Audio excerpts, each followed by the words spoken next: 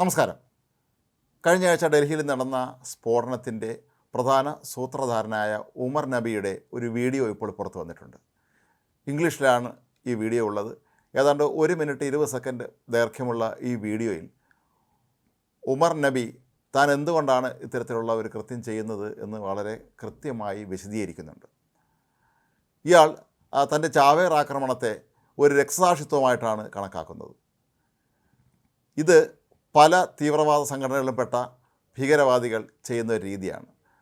തങ്ങൾ ചെയ്യുന്ന ഈ ചാവേർ കൃത്യത്തിലൂടെ തങ്ങൾ രക്തസാക്ഷിത്വം നേടി അമരന്മാരാകും, അല്ലെങ്കിൽ മറ്റൊരു ലോകത്ത് തങ്ങൾക്ക് വലിയ സുഖസൗകര്യങ്ങൾ ലഭിക്കുമെന്നുള്ള തെറ്റിദ്ധാരണയുടെ പേരിലാണ് വളരെ ഉന്നത വിദ്യാഭ്യാസമുള്ള ഈ ഉമർ നബിയെ പോലെയുള്ള ആളുകൾ പ്രവർത്തിക്കുന്നത് എന്ന് നമുക്ക് മനസ്സിലാക്കാൻ കഴിയും.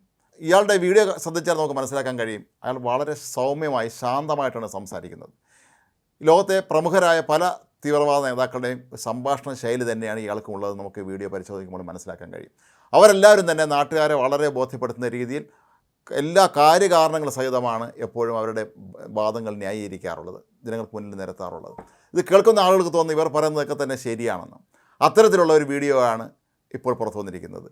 ഏതായാലും ഇത് ഈ സ്ഫോടനം നടത്തുന്നതിന് കുറച്ച് ദിവസങ്ങൾക്ക് മുമ്പ് ചിത്രീകരിച്ചിരിക്കാം എന്നാണ് പൊതുവെ കരുതപ്പെടുന്നത്. എങ്കിലും വളരെ മനോഹരമായ ഇംഗ്ലീഷിൽ ശാന്തമായ സ്വരത്തിൽ ഇയാൾ തൻ്റെ ഈ ഒരു ചാവേർ നടപടിയെ രക്തസാക്ഷിത്വമായി വ്യാഖ്യാനിക്കുകയാണ്.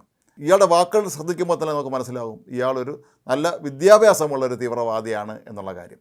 ആളുകളെ എളുപ്പത്തിൽ വശീകരിക്കാനും തങ്ങളുടെ ഭാഗത്തേക്ക് കൊണ്ടുവരാനും കഴിയുന്ന ഒരു വാക്ചാതുര്യം ഇയാൾക്കുണ്ട് എന്ന് നമുക്കിതിൽ നിന്ന് മനസ്സിലാക്കാൻ കഴിയും. അയാൾ പറയുന്നത് എന്താണെന്ന് നമുക്ക് നോക്കാം. ചാവേർ ആക്രമണത്തെക്കുറിച്ച് ലോകത്ത് തെറ്റായ ചിന്താഗതിയാണുള്ളത്. ഒരാൾ നേരത്തെ നിശ്ചയിച്ച സമയത്ത് സ്ഥലത്ത് മരിക്കാൻ പോവുകയാണെന്ന് ഉറപ്പിക്കുമ്പോൾ അയാൾ ഭയാനകമായ മാനസികാവസ്ഥയിലേക്ക് പോകുന്നു. മരണമല്ലാതെ മറ്റൊരു പോകുമ്പഴി അവർക്ക് മുന്നിലില്ല എന്ന് വ്യക്തമാകുന്നു. ഇതൊരു തരത്തിൽ ന്യായീകരിക്കപ്പെടുന്നില്ല.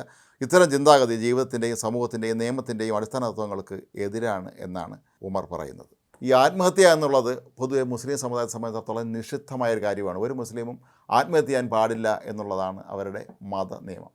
എന്നിട്ടും ഈ ഉമർ നബിയെ പോലെയുള്ള ആളുകൾ ഇതിന് തയ്യാറായ രംഗത്തെത്തുകയും ഇതിനെ ന്യായീകരിച്ച് സംസാരിക്കുകയും ചെയ്യുന്നു എന്നുള്ളതാണ് ഇവിടെ നമുക്ക് മനസ്സിലാക്കേണ്ടുന്ന കാര്യം. ഇതൊരു തലമുറയെ തന്നെ തങ്ങളിലേക്ക് ആകർഷിക്കാനും അവരെ തീവ്രവാദത്തിലേക്ക് എത്തിക്കാനും നടത്തുന്ന ശ്രമത്തിൻ്റെ ഭാഗമായിട്ട് വേണം ഇയാളുടെ ഈ വാക്കുകൾ കാണാൻ. വളരെ ശ്രദ്ധിച്ച് സൂക്ഷ്മതയോടുകൂടി തന്നെയാണ് ഇയാൾ വളരെ ശാന്തനായി ഈ വീഡിയോയിൽ സംസാരിക്കുന്നത്.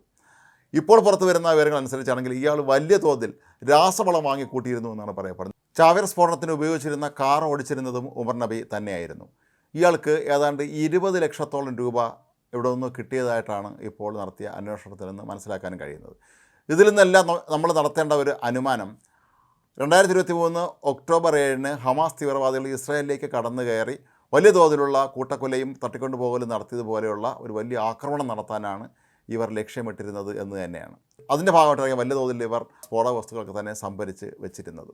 ഗാസയിലാകട്ടെ പെട്ടെന്ന് അപ്രതീക്ഷിതമായി വാഹനങ്ങളിൽ ഇരച്ചെത്തി അതിർത്തി കടന്നു വന്നാണ് ഇവർ കൂട്ടക്കൊല നടത്തുകയും അതുപോലെ ആളുകളെ തട്ടിക്കൊണ്ടുപോവുക തന്നെ ചെയ്തത്. ഇവിടെ ഡ്രോണുകളിൽ സ്ഫോടക വസ്തുക്കൾ ഉപയോഗിച്ച് ആക്രമണം നടത്താനാണ് ഇവർ പദ്ധതിയിട്ടിരുന്നത് എന്നാണ് ഇപ്പോൾ സംശയമുള്ളത്. കാരണം ഈയിടെ പിടികൂടിയ ഇവരുടെ സംഘത്തിൽപ്പെട്ട മറ്റൊരാൾ ഇത്തരം കാര്യങ്ങൾ ചെയ്യുന്നത്, അതായത് ഡ്രോണുകളിൽ സ്ഫോടക വസ്തുക്കൾ വെച്ച് ആക്രമണം നടത്തുന്ന കാര്യത്തിൽ വിദഗ്ധനായിരുന്നു എന്നാണ് പറയപ്പെടുന്നത്. ഹമാസ് തീവ്രവാദികൾ സ്വയം ഇത്തരത്തിൽ ചാവേറുകളായി കൊല്ലപ്പെടുകയും പിന്നീട് അവർക്ക് ഒരു പുതിയ സ്വർഗ്ഗലോകം ലഭിക്കും എന്നുള്ള തെറ്റിദ്ധാരണകളൊക്കെ പ്രവർത്തിക്കുന്നത് പോലെ തന്നെ ആയിരിക്കാം ഒരുപക്ഷേ ഈ ഉമർ നബി സംഘവും വിദ്യാഭ്യാസവും വിവരമുള്ള ഉമർ നബി സംഘവും പ്രവർത്തിച്ചിരുന്നത് എന്ന് വേണം മനസ്സിലാക്കാൻ. ഇയാൾ ആളുകളെ ആകർഷിക്കുന്ന കാര്യത്തിൽ അതിമിടുക്കനായിരുന്നു എന്നാണ് പറയപ്പെടുന്നത്.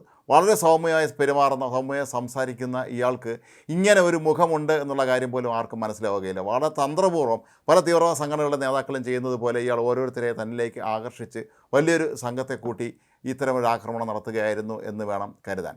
ഈ സ്ഫോടനം യാദൃച്ഛികമായി ഗ്യാസ് സിലിണ്ടർ പൊട്ടിത്തെറിച്ചുകൊണ്ടാണെന്നൊക്കെ ആദ്യഘട്ടങ്ങളിൽ സംശയിച്ചിരുന്നു. അബദ്ധവശാൽ ഈ സ്ഫോടനം നടന്നതാണോ എന്ന് പലരും സംശയിച്ചിരുന്നു. എന്നാൽ മനഃപൂർവ്വം കൃത്യമായി തന്നെ പ്ലാൻ ചെയ്ത് നടത്തിയ ആക്രമണം തന്നെയായിരുന്നു ഇത് എന്ന് വേണം കരുതാൻ.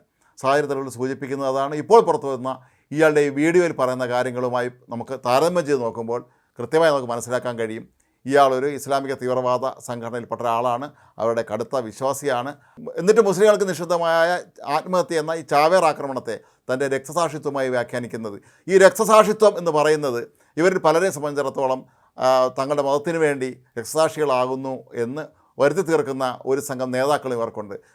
ഒരു വ്യക്തി തൻ്റെ മതത്തിന് വേണ്ടി ചാവേറായാൽ അയാൾ രക്തസാക്ഷിയാണെന്നും അയാൾക്ക് പുണ്യം കിട്ടുമെന്നൊക്കെയുള്ള തെറ്റിദ്ധാരണകൾ ഒരുപക്ഷെ ഇവർക്ക് 4 ഭാഗത്തു നിന്നും പകർന്നു കിട്ടിയതിൻ്റെ കൂടി ഫലമായിട്ടായിരിക്കാം ഇത്തരത്തിലുള്ള ഒരു ആക്രമണം നടത്താൻ ഒരുമ്പെട്ടത്.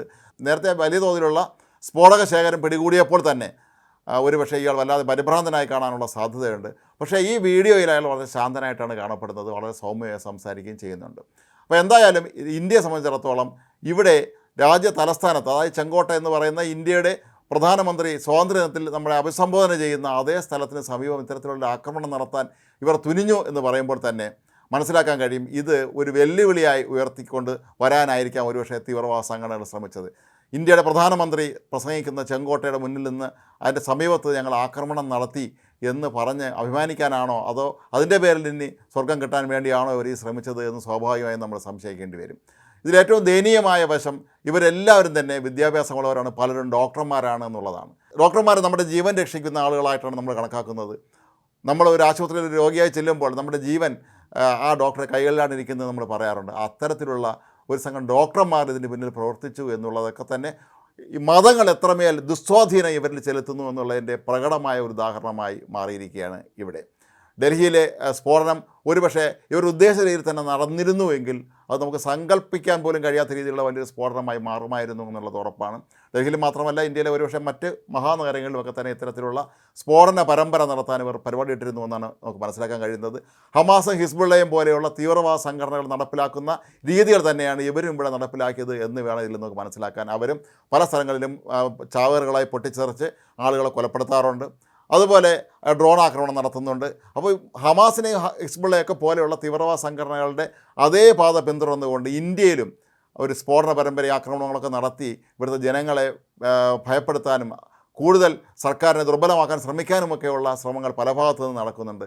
അതിൻ്റെ കൂടി ഭാഗമായിട്ടായിരിക്കാം ഈ ഉമർ നബിയെ പോലെയുള്ള വിദ്യാഭ്യാസ ആളുകളെ ഇവർക്ക് കിട്ടിയത് എന്ന് വേണം കരുതാൻ. ഏതായാലും ഇന്ത്യക്കാരോട് ഇയാൾ പറയുന്ന ഈ വാക്കുകൾ നമ്മെ അത്ഭുതപ്പെടുത്തുന്നുണ്ട്. ഒരു വിദ്യാഭ്യാസമുള്ളൊരു മനുഷ്യനാണ് ആത്മഹത്യയെക്കുറിച്ചും അല്ലെങ്കിൽ ആത്മഹത്യയെ ചാവേറാക്കിയും ചാവേറിനെ രക്തസാക്ഷിയാക്കിയൊക്കെ പറയുന്ന ആൾ. നമ്മുടെയൊക്കെ ജീവൻ രക്ഷിക്കാൻ ബാധ്യസ്ഥരായ ആളുകളാണ് ഇത്തരത്തിൽ ന്യായീകരണം നടത്തി ഈ ഭീകരകൃത്യങ്ങളെ തങ്ങളുടേതായ രീതിയിൽ വിശദീകരിക്കുന്നത് എന്നുള്ളതും നമ്മളെ ഏറെ ഞെട്ടിപ്പിക്കുന്ന ഒന്നാണ്.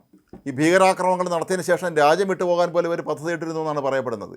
ഇവരുടെ കൂട്ടത്തിലുണ്ടായിരുന്ന ഒരു ഡോക്ടർ ഈയിടെയാണ് പാസ്പോർട്ടിന് അപേക്ഷ പോലും നൽകിയത്. ഇതിൽ നിന്നൊക്കെ മനസ്സിലാക്കാൻ കഴിയുന്നത് രാജ്യത്ത് സ്ഫോടന പരമ്പരകൾ സൃഷ്ടിച്ചതിന് ശേഷം സുരക്ഷിതമായി ഇവർക്ക് ഏതോ ഒരു സ്ഥലത്ത് അഭയം ഒരുങ്ങുന്നുണ്ട് എന്ന് നമ്മൾ മനസ്സിലാക്കേണ്ടി വരും ഇതിൽ നിന്ന്. ഒരുപക്ഷെ നാളെ നടക്കുന്ന കൂടുതൽ അന്വേഷണങ്ങളിൽ നിന്ന് ഇവരെങ്ങോട്ടാണ് ഇത്തരത്തിൽ പോകാൻ അല്ലെങ്കിൽ ഇവിടെ സ്ഫോടനം നടത്തിയിട്ട് രക്ഷപ്പെടാൻ ഉദ്ദേശിച്ചിരുന്നത് എന്നൊക്കെ തന്നെ മനസ്സിലാക്കാൻ കഴിയും. ഏതായാലും ഇന്ത്യയുടെ മണ്ണിൽ ഒരു ഇടവേളയ്ക്ക് ശേഷം വലിയൊരു സ്ഫോടന പരമ്പര നടത്താൻ ഇവർ നടത്തിയ നീക്കം പരാജയപ്പെട്ടു എന്ന് തന്നെ വേണം കരുതാൻ. എങ്കിലും രാജ്യതലസ്ഥാനത്ത് ഇത്തരമുള്ള ആക്രമണം ഉണ്ടായത് ഇന്ത്യയെ സംബന്ധിച്ചിടത്തോളം വലിയൊരു തിരിച്ചടി തന്നെയാണ്. അക്കാര്യം നമുക്ക് സമ്മതിക്കാതിരിക്കാനും കഴിയുകയില്ല.